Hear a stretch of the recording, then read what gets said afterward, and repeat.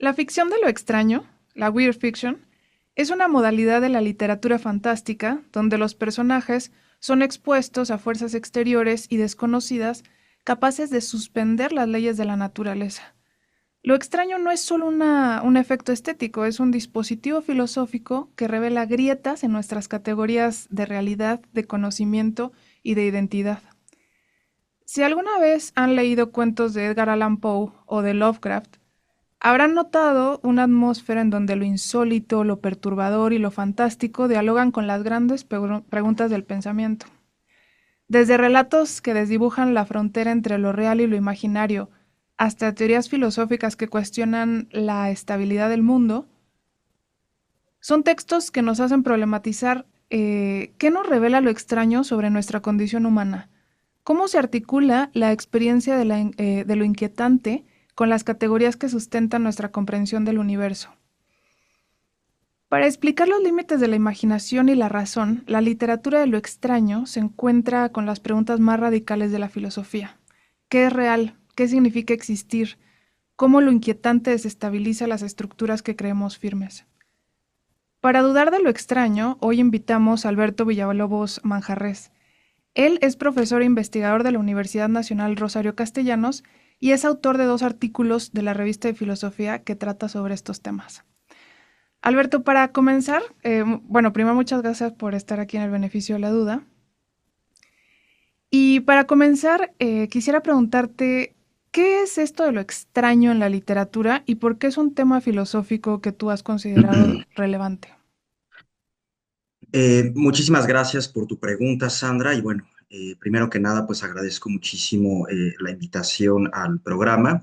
Y bueno, respondiendo, digamos, de inmediato, bueno, lo que estamos considerando aquí lo extraño, como bien has dicho, pues va a concernir principalmente a la literatura, ¿no? A esta modalidad de la literatura fantástica que pues se ha denominado como ficción extraña o weird fiction, ¿no? Y en ese sentido, he, digámoslo así, identificado algunas características, ¿no? De estos relatos de lo extraño, de estas ficciones de lo extraño, a partir de las obras de H.P. Lovecraft y de Thomas Ligotti, ¿no? Otro gran autor en este subgénero. Ahora, estos elementos de lo extraño serían los siguientes, ¿no? El primero, quizá el más conocido, que es el del miedo cósmico, ¿no? ¿Qué es el miedo cósmico?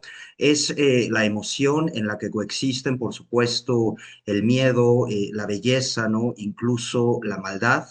Es la emoción que involucra todo esto.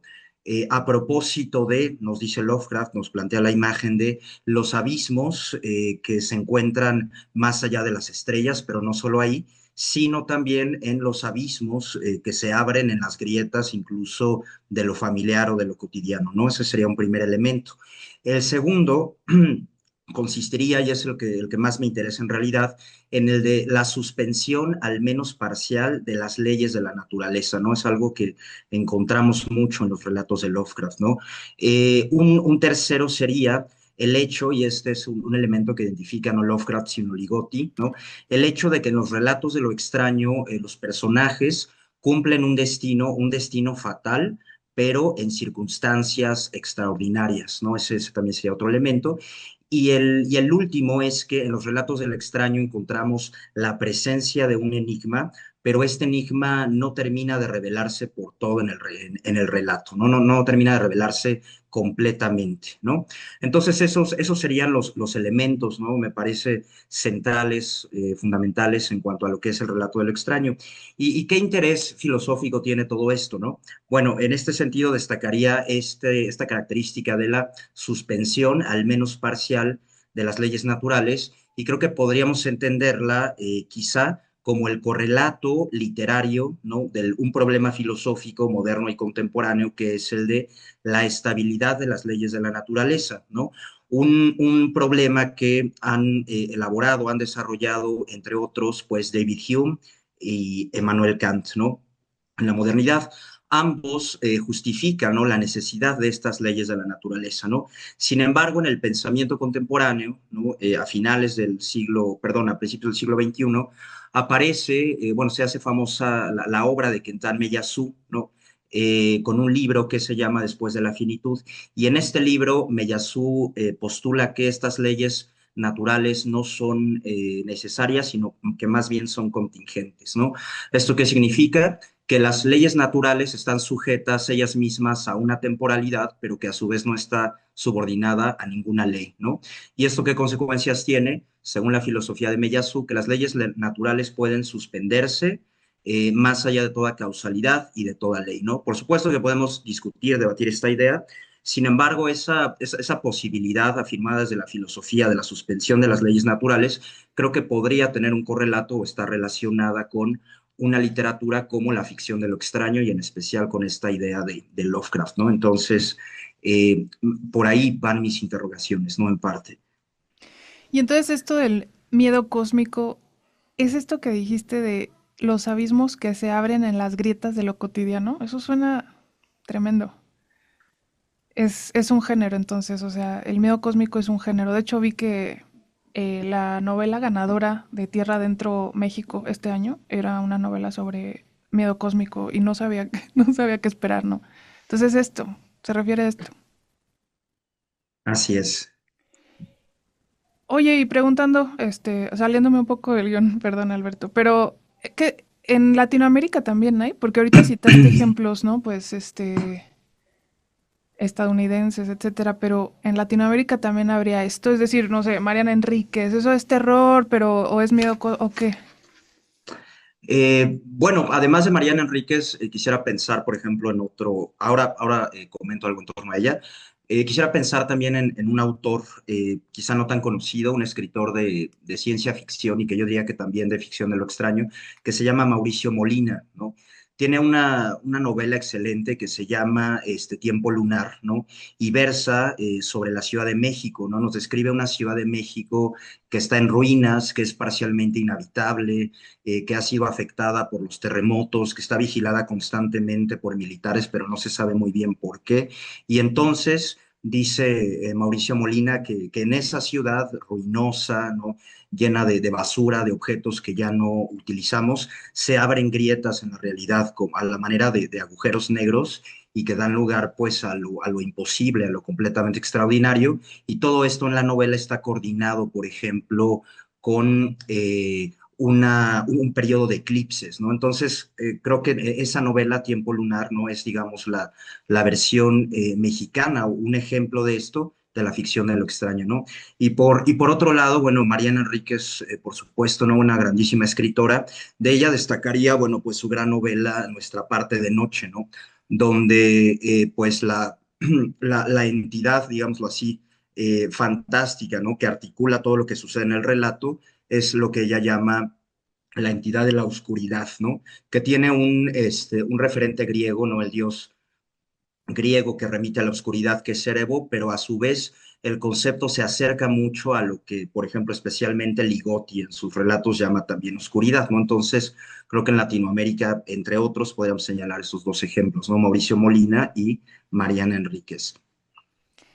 Y en tus trabajos, estos que cité, ¿no? Los artículos de la revista Filosofía, que están relacionados a la literatura fantástica y extraña moderna, ahí trabajas con filósofos conocidos, ¿no? Como Schopenhauer y Nietzsche, pero también con otros no tan conocidos como Philip Mainlander, a ver si lo digo bien, Mainlander, Philip Mainlander, de quien Jorge Luis Borges dijo que Mainlander imaginó que somos fragmentos de un dios que en el principio de los tiempos se destruyó, ávido de no ser. La historia universal es la oscura agonía de esos fragmentos. Quisiera que nos contaras un poco más de este autor, porque justamente yo trabajo en la revista de filosofía y realmente hacemos arbitrajes por pares ciegos y no había quien, quien trabajara a Philip Mainlander, ¿no? Entonces, y le he preguntado a algunos colegas también aquí del departamento y es realmente poco conocido. Cuéntanos, digo, ya investigué un poco su historia y está oscura también, ¿no? Cuéntanos un poco de ese filósofo. Sí, sí, claro, Sandra, con mucho gusto. Bueno, Philip Mainlander es una de las figuras pues, más prominentes dentro de la tradición filosófica del pesimismo alemán del siglo XIX, ¿no? Entre otras, pues está el famosísimo Schopenhauer, pero también está Edward von Hartmann, a quien le debemos la noción de inconsciente, que luego será recuperada por el psicoanálisis, ¿no? Entre ellos está Philip Meinlander, ¿no? Él elabora un sistema filosófico, ¿no? Me parece que podemos utilizar ese nombre, que lo encontramos en un libro que se llama Filosofía de la Redención, que de hecho fue traducido completo al español en fechas muy recientes, ¿no? Y esto también a partir del trabajo de investigadoras como Sandra Baquedano Ger o también como Manuel Pérez Cornejo ahí en España, son algunos de los principales traductores de Mindlander, ¿no? Y bueno, como bien dices, ¿no? Su historia es muy oscura, ¿no? Es un filósofo que termina suicidándose después de la publicación de Filosofía de la Redención, ¿no? Y bueno, ¿qué recupero, ¿no? A propósito de este filósofo? Bueno, recupero la idea de que Meinlander afirma que hay una causa final del universo, ¿no? De todas las cosas, ¿no? Una causa final, pues, oscura, ¿no? Pero quisiera explicar cómo funciona esto, ¿no? La novedad de este concepto de causa final que propone Meinlander es que lo hace en un sentido regulativo, ¿no? Y en este sentido extrae el concepto de lo regulativo de la filosofía de Kant, porque Meinlander se afirma a sí mismo como un continuador de las filosofías de Kant y de Schopenhauer, ¿no? ¿Qué significa esto? Significa que Meinlander afirma lo siguiente, que no podemos demostrar de manera empírica, ¿no? Que la naturaleza o el universo tenga una finalidad última, ¿no? Sin embargo, dice Meinlander, el universo se comporta como si, y ahí está lo regulativo, ¿no? En el como si el universo la tuviera realmente. ¿Y cuál es esta causa final? Bueno, la causa final es la desintegración, ¿no? La desintegración de todas las cosas que van camino hacia la nada, ¿no? Es una filosofía en ese sentido realmente oscura, ¿no? Y poco edificante, y que, vamos, curiosamente, pues está teniendo cada vez más impacto aquí en México, ¿no? Pienso en algunos investigadores, en algunos filósofos de universidades como la Autónoma de Morelos o la Autónoma del Estado de México. Ahí hay gente realmente interesada en este filósofo, ¿no? En pensar pues todas las derivas que pueden plantearse en torno a ello. Y bueno, ¿cuál es, qué relación tiene, ¿no? Con el texto que publiqué en Revista de Filosofía? Bueno, uno de ellos lleva por título Metafísica de la Negrura y en él analiza un cuento, ¿no? de Thomas Ligotti que se llama Dulce Velada de Expiación, donde precisamente Ligotti, ¿no? utiliza este concepto de causa final mainlanderiano, ¿no? que sería la desintegración, y lo integra a sus cuentos, ¿no? El cuento trata sobre un científico al cual se le aparece Dios y le explica que la finalidad de todas las cosas es esa desintegración, ¿no? Mm. Y la historia trata de que, bueno, todo el mundo alrededor del científico se muestra escéptico hasta que finalmente ese destino fatal en circunstancias extraordinarias, que es una característica de la ficción de lo extraño, se cumple, ¿no? Ujú. Entonces, eh, ahí creo que podemos identificar un gran ejemplo donde pues la literatura incorpora, ¿no? un concepto filosófico para desarrollarla según sus propios fines, ¿no? Pero tu teoría es que, o sea, haz de cuenta que se Mm. leyeron, o sea, que Ligotti leyó a Mailander y de ahí sacó las ideas, o que simplemente son estos casos en los que la teoría aplica en un relato. No, sí, vamos, me atrevo a afirmar, quizás hasta de manera rotunda, que esa idea Ligotti la toma de Meinlander Mm, y cómo justificó esto. Porque Ligotti tiene un ensayo sobre, pues, justo el horror, la ficción de lo extraño, ujú, temas éticos también, como el sentido de la vida humana, etcétera, en los que, pues, desarrolla, nos habla en este libro de la filosofía de Meinlander. ujú. Este libro se llama La conspiración contra la especie humana, un artificio de horror, y Ligotti habla de la filosofía de Meinlander pues con cierta profundidad, ¿no? Entonces, de ahí que no sea para nada extraño que encontremos ideas de Meinlander en su literatura, como también las hay de Nietzsche, de Cioran, Emil Cioran, de Arthur Schopenhauer y algunos otros. Ya, interesante, porque sí, justamente, ¿no? Esta idea de eh, que somos fragmentos de un dios que se autodestruyó, una cosa así, ¿no? No es la muerte de Dios de Nietzsche, sino es un Dios que se suicida, una cosa así. Sí, sí, sí, esa es la parte quizá más ominosa del planteamiento, ¿no? Ujú, Meinlander lo dice así en Filosofía de la Redención, esta idea pues de que Dios se autodestruye a sí mismo es una manera mítica, ¿no? De explicar que pues antes de la existencia de la multiplicidad, de la naturaleza del universo, lo que había era pues una entidad que era única, que era inmóvil, que era eterna, que era ujú, perfecta y esa entidad termina autodestruyéndose y justamente en esa autodestrucción lo que queda son estos fragmentos, como dice Borges, camino a su desintegración, ¿no? Y ujú, Mailander se pregunta, bueno, pero ¿por qué esta unidad no se destruyó de manera inmediata? ¿Por qué queda este universo que es sus fragmentos? Él dice, bueno, pues es el propio la propia perfección y la propia eternidad de esta entidad lo que le impidió autodestruirse de manera inmediata, ¿no? ujú, Es una filosofía que también está muy articulada con la cuestión del mito, ¿no? Por eso es que tenemos estas afirmaciones tan extrañas, ¿no? Tan distintas a, por ejemplo, una filosofía, vamos a decirlo así, pues menos metafísica, más ligada al trabajo empírico de las ciencias, ¿no? ujú. Claro, pero ahí es donde se vincula justo con lo literario, ¿no? Así Hay que es, así vincularlo con lo es. literario. Ahora, ya te pregunté un poco sobre los filósofos y los escritores que han hecho esto. Ahora quisiera preguntarte por los personajes literarios, ¿no? De los autores que trabajas, ¿no? Que encarnan ellos los dilemas de lo extraño. Así es, claro que sí, Sandra. Creo que pues en Lovecraft, ¿no? Podemos encontrar diversos personajes que encarnan, como bien dices, el dilema de lo extraño, ¿no? Uno de ellos, pues, se llama Charles Dexter Ward, ¿no? Que es el título de, pues, un cuento largo, una novela corta, ¿no? De Lovecraft muy famoso que se llama así, ¿no? El caso de Charles Dexter Ward. Otro de ellos, quizá un poco menos conocido, es el personaje Arthur Jermyn, ¿no? Que en español el cuento se titula así, ¿no? Con este mismo nombre, Arthur Jermyn. Y bueno, quisiera utilizar ese personaje como ejemplo, ¿no? De cómo encarna el dilema de lo extraño.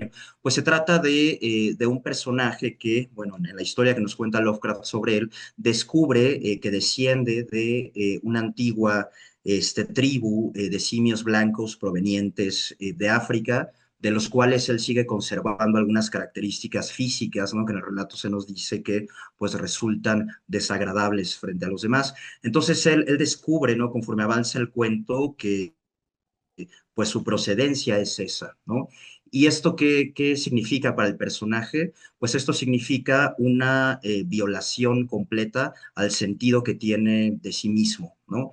Y aquí, ¿qué tema filosófico incluso encontramos? Pues el conocimiento de lo terrible, ¿no? El hecho de acceder a una verdad, pues, terrible para los personajes, ¿no?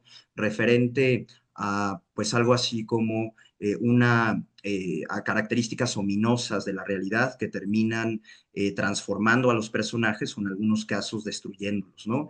En este sentido, o sea, el problema del conocimiento, si lo queremos plantear así, en Lovecraft, pues no desemboca, por ejemplo, en el conocimiento de la naturaleza con el fin de manipularla según fines humanos, no, sino que nos lleva más bien a la constatación de que en la naturaleza, ¿no? Como decías al principio, habitan fuerzas exteriores y desconocidas que nos superan por completo, ¿no? En Lovecraft, pues está este concepto también de fatalidad, ¿no? Y Ujú, esto está muy vinculado a una idea que es muy famosa en él, ¿no? Que es la idea de la irrelevancia cósmica, ¿no? Y el razonamiento es el siguiente, ¿no? Lovecraft cree que los seres humanos son irrelevantes cósmicamente. ¿Por qué? Porque, digámoslo así, la cantidad de materia orgánica es mínima y la cantidad de materia orgánica que es capaz de pensar, pues es todavía menos, ¿no? Frente a la inmensidad del universo que es materia inorgánica. Eso por un lado. Y por otro, pues la duración de la humanidad, o sea, el tiempo de los seres humanos, de su historia en términos cósmicos, pues es muy poco, ¿no?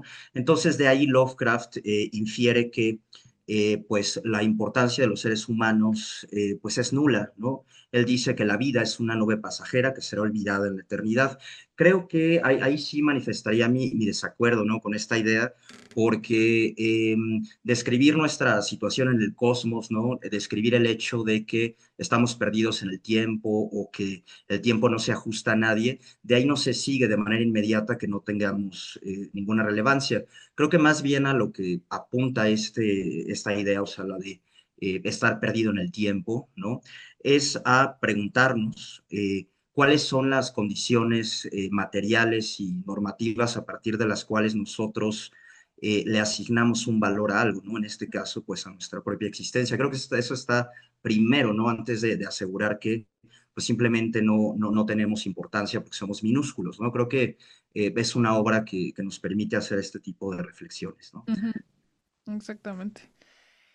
Em, a ver, también me interesa el componente estético, porque al principio en la introducción yo hablaba de que más allá de lo estético, la weird fiction nos presenta temas complejos vinculados a la existencia y a la identidad y a la ciencia. Pero ahora regresando al tema de lo estético, de esta literatura de lo extraño, quiero preguntarte por qué lo desconocido nos atrae tanto, ¿no? ¿Por qué produce percepciones tan complejas?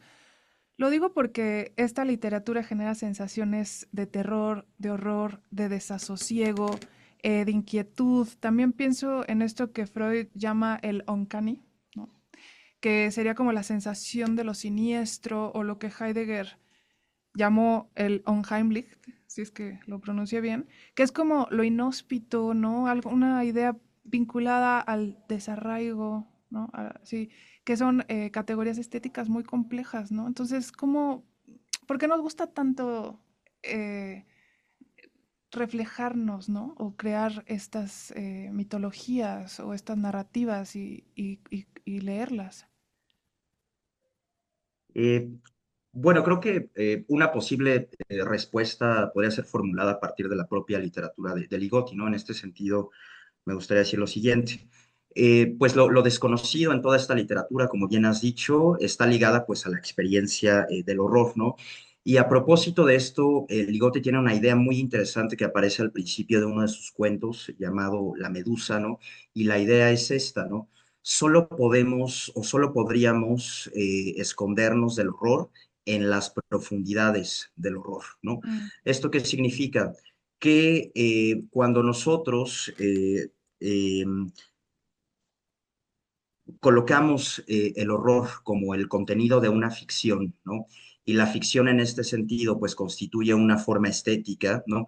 Esta es una manera, piensa Ligotti, de lidiar con lo que, bueno, él mismo señala como la esencia de la existencia humana, que es cuál, pues la posibilidad de ser dañada o dañado, o ujú, la posibilidad de ser destruido, ¿no? ujú, Esta idea está muy vinculada con pues la comprensión que tiene por su parte Nietzsche, ¿no? En este famosísimo libro que es El nacimiento de la tragedia, ¿no? Donde, bueno, el contenido de la tragedia es el infortunio humano, ¿no? Y por otro lado, pues la forma estética, pues la forma bella, ¿no? De la tragedia es lo que nos permitiría, pues justamente lidiar con ello, ¿no? Entonces creo que esa es una posible respuesta a ello.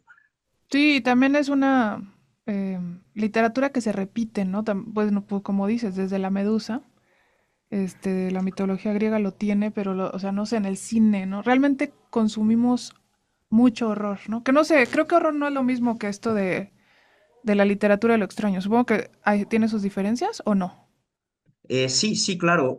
Vamos, el horror es es una emoción que puede estar presente en la literatura de lo extraño, pero no necesariamente, ¿no? Por Ujú, ejemplo, digo, aquí me viene a la cabeza la obra de un escritor inglés que es Robert Aickman, ujú, que su escritura, o sea, su estilo, lo que nos presenta es más bien un realismo, ¿no? Pero en ese realismo él coloca ciertos detalles de lo extraño, ¿no? Y que llevan a decir algunos que en realidad ese supuesto realismo no es tal cosa, sino que es un mundo igual de extraño que los de la literatura de Ligotti, ¿no? ujú, Por ejemplo, Eichmann nos plantea en sus relatos escenas como personajes que, con la luz de una habitación tienen el cabello de un color y entonces cuando cambian de habitación tienen otro, o sea, ujú, detalles de este tipo que nunca se explican, ¿no? En el relato, creo que ese es precisamente el elemento del extraño, ¿no? Y que está muy vinculado especialmente con esto de la suspensión de las leyes naturales, aunque sea de una manera mínima, aunque sea de una manera muy sutil. Creo que esa sería la principal característica, ¿no? ¿Tendrías algún ejemplo en cine? Es que estoy tratando de pensar. Sí. Sí, sí, absolutamente, ¿no? En cine, bueno, aquí pues el ejemplo que más me gustaría es David Lynch, ¿no? Ujú, Este pues famosísimo cineasta. En la película, bueno, sí, para quien la haya visto, Lost Highway, ¿no? Una escena muy famosa, ¿no? Donde está el personaje principal en una fiesta, se encuentra con otro personaje muy extraño, con la cara pintada de blanco, y le muestra un teléfono, ¿no? Y le dice, habla conmigo. Y resulta que pues este personaje que acude a la fiesta habla con la persona que tiene enfrente a través del teléfono y esta persona está al mismo tiempo en casa de este protagonista, ¿no? Es la sí, situación imposible de una sola persona que está en dos lugares al mismo tiempo, ¿no? Una clara violación a las leyes naturales. sí, Entonces, creo que el cine de David Lynch es muy, muy rico, ¿no? En estos aspectos. totalmente. Oye, nada más para no dejar estos cabos sueltos de Freud y Heidegger con el tema de lo Ah, claro. siniestro. Ajá. Claro, sí, sí, perdón.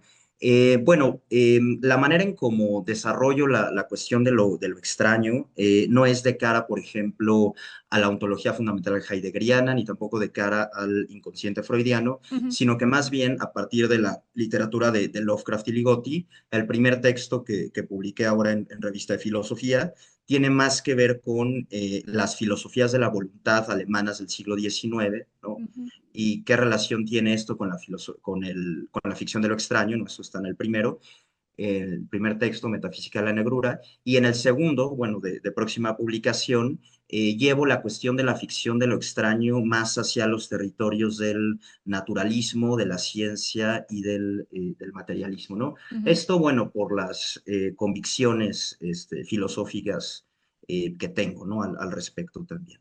Claro. Oye, y cuéntanos acerca de la actualidad de este tema, es decir, ¿dónde está la discusión de este tema?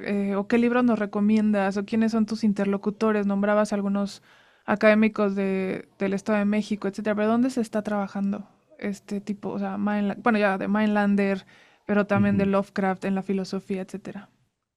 Claro, pues en este sentido podría sugerir, ¿no? Un par de textos en los cuales está presente esta discusión Ujú, desde distintas perspectivas y aristas.